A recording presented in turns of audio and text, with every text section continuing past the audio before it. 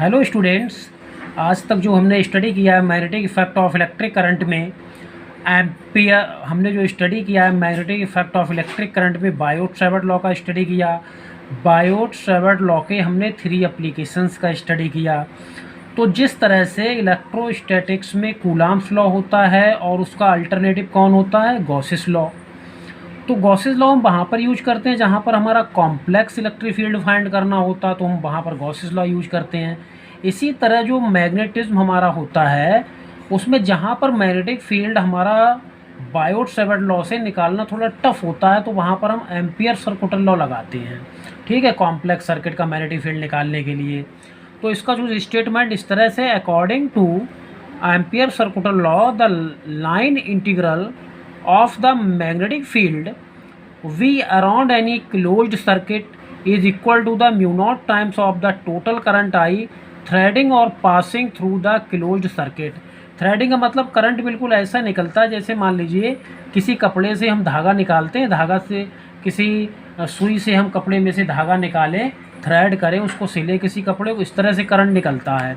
जैसे मान लीजिए इस तरह जो सर्किट है तो इसमें इस तरह से करंट्स निकलते हैं बहुत सारे, जैसे हम कपड़े से इसको सिलें, और या पासिंग भी लिख सकते हैं आप।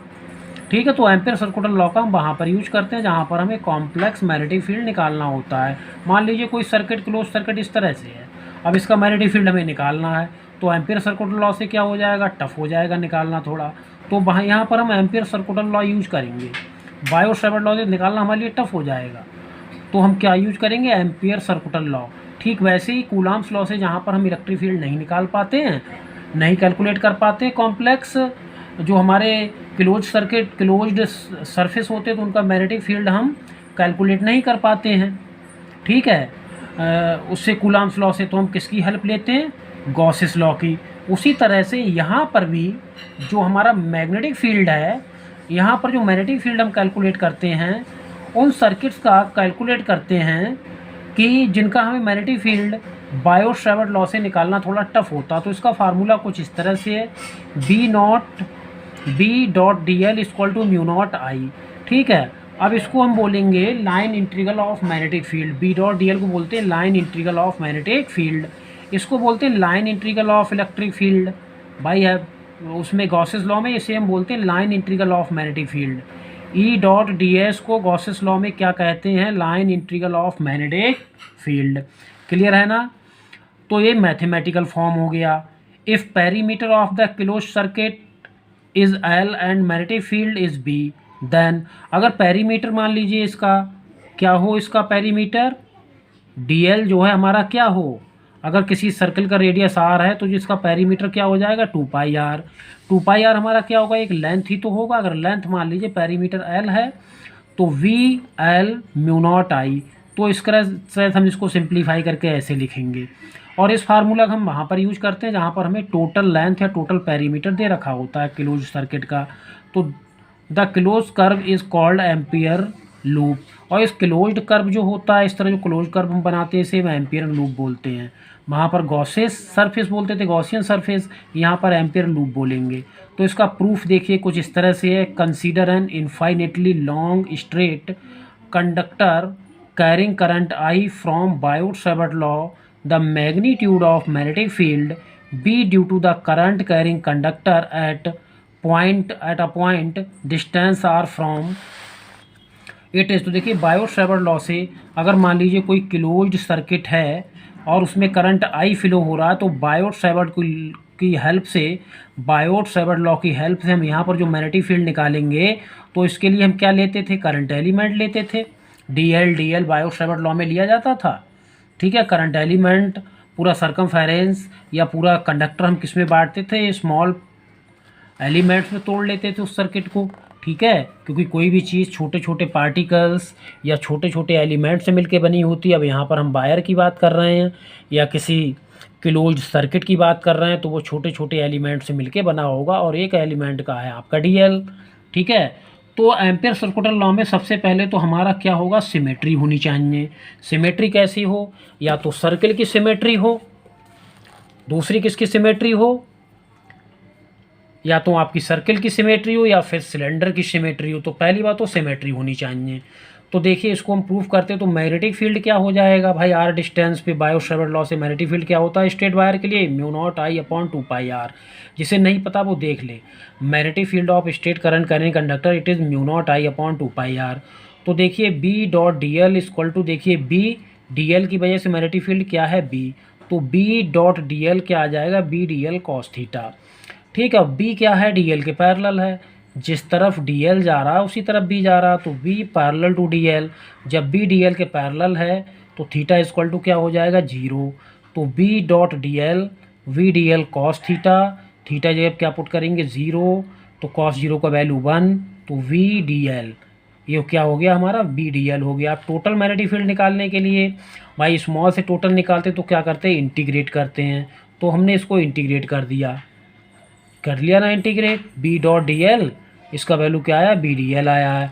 अब देखिए बी हमारा कांस्टेंट होगा हर पॉइंट पे, क्यों कांस्टेंट होगा, क्योंकि इसके सेंटर से हर पॉइंट पर डिस्टेंस जो है वो सेम है। ठीक है, तो इसलिए कांस्टेंट होगा, तो बी को हमने बाहर निकाल दिया इंटीग्रेशन। तो बी की वैल्यू हमारी क्या है, बी का जो वैल्यू हमारा क्या है mu naught I upon 2 pi R. तो बी की जगह हमने पुट कर दिया mu naught I upon 2 pi are.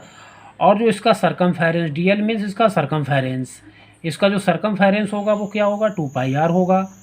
भाई इसका हम इंटीग्रेट कर रहे हैं क्लोज सर्किट, तो उसका सरकमफेरेंस 2 पाई आर होगा। अगर यहाँ पर मान लीजिए कोई स्क्वायर होता तो स्क्वायर का क्या निकालते हैं हम सरफेस एरिया सरफेस एरिया उसका डी एल होता। तो देखिए B dot D L equal to ये क्या आ गया म्यू नॉट। ठीक है, देखिए बी डॉट डी एल, ठीक है बी डॉट डी एल हमारा क्या बचा म्यू नॉट आई बचा। तो यही हमारा एम्पियर सर्कुलर लॉ होगा। दिस प्रूफ्स एम्पियर्स लॉ, ये एम्पियर्स लॉ का प्रूफ है। This is valid for assembly of current and for any arbitrary close circuit. ये असेंबली ऑफ करंट और किसी भी क्लोज सर्किट के लिए वैलिड है। अब देखिए जिस तरह से बायोट-सावर्ट लॉ के हमारे एप्लीकेशंस होते हैं उसी तरह से एम्पियर सर्कुलर लॉ के एप्लीकेशन भी होते हैं। तो इसका फर्स्ट एप्लीकेशन है magnetic field of straight current carrying conductor. हम स्ट्रेट करंट कैरिंग कंडक्टर के लिए क्या कैलकुलेट करेंगे मैग्नेटिक फील्ड। तो वाई सिमेट्री, सिमेट्री ही हम लेते हैं। तो हमने क्या सिमेट्री ली, इसमें करंट फ्लो हो रहा है, हो रहा नहीं हो रहा है, जब इसमें करंट फ्लो हो रहा है ऊपर की तरफ तो हमारे मैग्नेटिक फील्ड लाइन्स कैसे होंगे एंटी क्लॉकवाइज होंगे। जब करंट जाएगा थंब के डायरेक्शन में, करंट हमारा थंब के डायरेक्शन में, मैग्नेटिक फील्ड लाइन कैसे होंगे एंटी क्लॉकवाइज। तो जब इस वायर में करंट जा रहा है तो मैग्नेटिक फील्ड लाइन देखिए हमारे एंटी क्लॉकवाइज होंगे और हर जगह मैग्नेटिक फील्ड कांस्टेंट होगा। यहाँ पर हमने कोई एलिमेंट डी एल लिया है तो यहाँ पर भी बी होगा, यहाँ पर भी मैग्नेटिक फील्ड भी होगा, यहाँ पर भी बी होगा, हर जगह भी होगा। ठीक है, तो by symmetry the magnitude of magnetic field B is same at every point of the circular loop. Circular loop के लिए मैग्नेटिक फील्ड हर जगह सेम होगा। क्यों सेम होगा, क्योंकि सेंटर से रेडियस क्या है सेम रेडियस, इक्वल रेडियस है सर्कमफेरेंस तक का, सेंटर से डिस्टेंस सेम। तो जितने भी पॉइंट्स हम यहाँ पर लेंगे उनके लिए सबके लिए सेम होगा। तो देखिए हमें टोटल मैग्नेटिक फील्ड निकालना, तो क्या करेंगे इसका integrate B dot D L, B dot D L क्या लिखेंगे B D L cos theta, theta का वैल्यू 0 हम यहाँ पर पुट करेंगे क्योंकि जिस तरफ डी एल जा रहा है उसी तरफ बी जा रहा है। तो theta equal to 0, B constant बाहर निकाल दिया, डी एल क्या हो जाएगा 2 पाई आर हो जाएगा सरकमफेरेंस। डी एल का इंटीग्रेशन क्या होगा 2 पाई आर होगा। ठीक, अगर मान लीजिए क्लोज सर्किट हमारा कैसा होता स्क्वायर शेप में होता तो स्क्वायर का सरफेस एरिया आ जाता, ऑलरेडी मैं बता चुका हूँ। अब देखिए ये तो हमारा सिंपल फार्मूला से निकल के आया है मैग्नेटिक फील्ड, और हमारा एम्पियर सर्कुलर लॉ से क्या होता है जब ये क्लोज्ड है तो एम्पियर सर्कुलर लॉ की हेल्प लेंगे। ये तो हमने सिंपल फार्मूला लगाया है। ठीक है, सिंपल फार्मूला से एक बार हमने मैग्नेटिक फील्ड कैलकुलेट किया। अगर ये क्लोज सर्किट तो एम्पियर सर्कुलर लॉ लगाएंगे, by Ampere circular law B dot D L equal to mu naught I. अब देखिए बी डॉट डी एल और ये बी डॉट डी एल का वैल्यू हम क्या करेंगे इक्वल पुट करेंगे from equation first and second, ये इक्वेशन फर्स्ट और इक्वेशन सेकेंड। तो यहाँ पर आप नोट कर लीजिएगा from equation first and second. तो यहाँ पर देखिए बी डी एल ये हमारा आया बी इंटू 2 पाई आर, तो इसकी जगह पे हमने क्या पुट कर लिया इक्वेशन फर्स्ट है बी इंटू 2 पाई आर और equal to mu naught I. हमारा मेन मकसद है बी का वैल्यू निकालना, तो B equal to mu naught I upon 2 pi are.